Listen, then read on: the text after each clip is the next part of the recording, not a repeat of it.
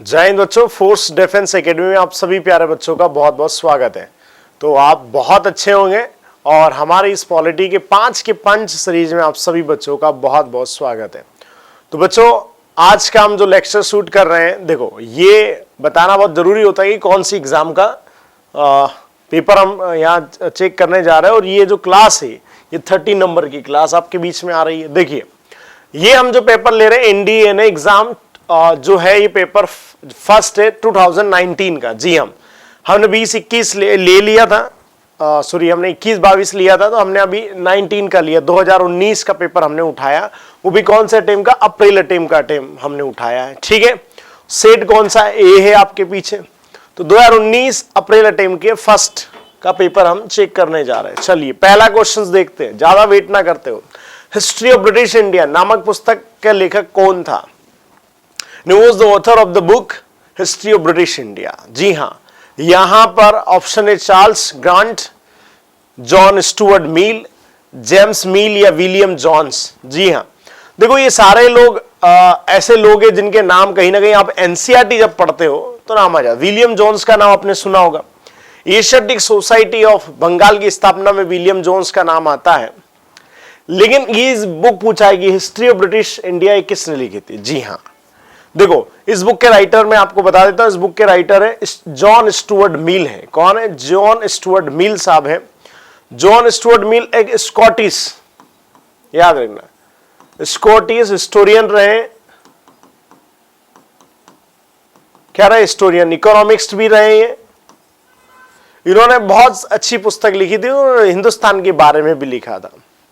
तो right answer है John Stuart Mill, इसका राइट आंसर है। ठीक है, history of British India. Next book है, सॉरी नेक्स्ट बहुत अच्छा क्वेश्चन 1857 की क्रांति से पूछा है और ये मैंने बिल्कुल एनसीईआरटी से उठा के पूछा उन्होंने। The Azamgarh proclamation of August 25, 1857 stress and which of the following issues, किस चीज पर फोकस किया गया था? आजमगढ़ प्रोक्लेमेशन की जब घोषणा हुई थी 1857 की क्रांति में, तो ये इसका इशू क्या था, मेन फोकस किस चीज पर था? जी हाँ, बड़े ध्यान से सुनना, क्वेश्चन पूछने का तरीका यूपीएससी का अलग है। यहां पर देखो, बहादुर शाह जफर के ग्रैंडसन जो थे फिरोज शाह, उनका कुछ नाम था, तो इतिहास ऐसा मानता है कि शायद उन्होंने ये पब्लिश किया था। ये बाकायदा गजेटेड था, यानी ऑफिशियल तरीके से हुआ था कि बादशाह ने जारी किया। इस चीज पर फोकस था, इस चीज को फोकस किया गया था हिंदू मुस्लिम यूनिटी के लिए। किस चीज के लिए? हिंदू मुस्लिम यूनिटी होना चाहिए। अब आप यहां देखोगे तो यहां लिखा रहा है हिंदू मुस्लिम डिवाइडेड, ऑप्शन है support to the English government, तो सोएगा तो इसको तो हो नहीं सकता है।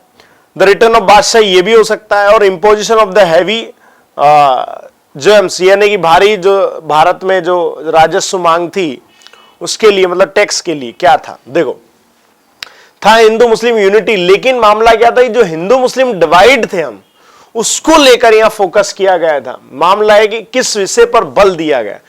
हम जो हिंदू मुस्लिम अलग हो रहे थे, ये अलग ना हम डिवाइड होकर लड़े, इस चीज पर बल दिया गया था।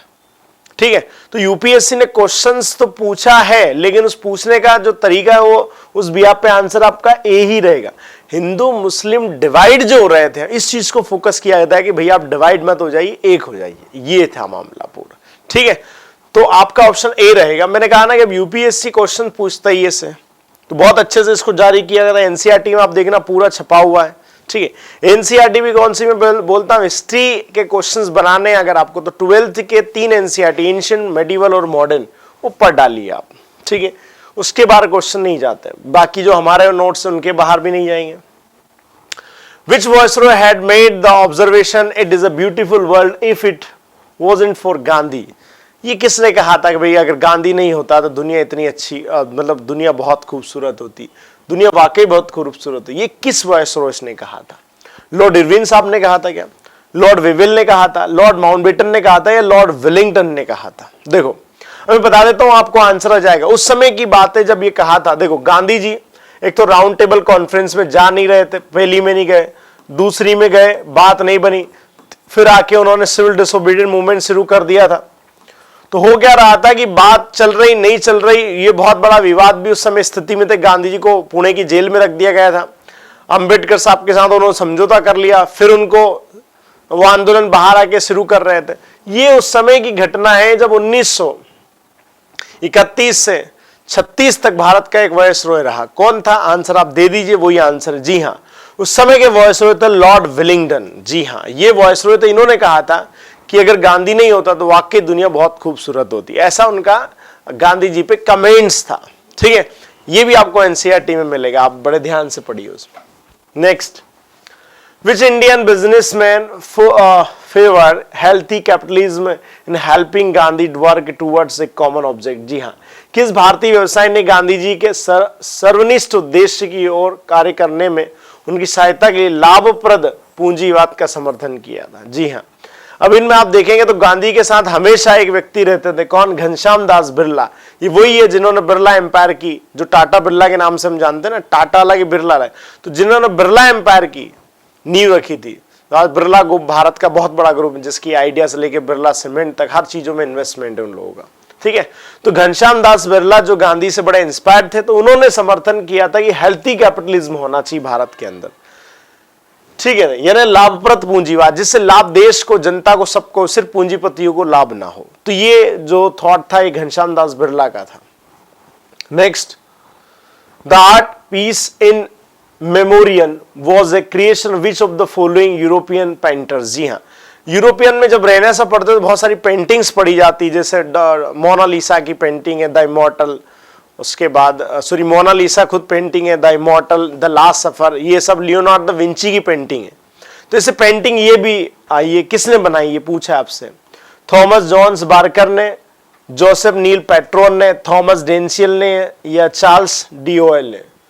आपके सामने ऑप्शन है। जी हाँ, इसका सही आंसर जाएगा बच्चों, ये 1858 में ये इन्होंने बनाई थी, जोसेफ नियोल पेट्रोन। इन्होंने बाकायदा ऑयल जो कैनवास होता है, ऑयल कैनवास के ऊपर ये पेंटिंग बहुत शानदार इन्होंने बनवाई थी। तो ऐसे वर्ल्ड हिस्ट्री से भी क्वेश्चन आपके पूछे जा सकते हैं। ठीक है, तो ये क्वेश्चंस मैंने कहा कि अगर छप गए तो इनको बना देना, इसके बाहर नहीं जाएंगे। तो 5 के पंच में आज के लिए इतना ही बच्चों। ठीक है, तो बने रहिए हमारे साथ, हर वक्त आप लोगों के लिए तत्पर है। फोर्स डिफेंस एकेडमी डेडिकेटेड है। जय हिंद, वंदे मातरम।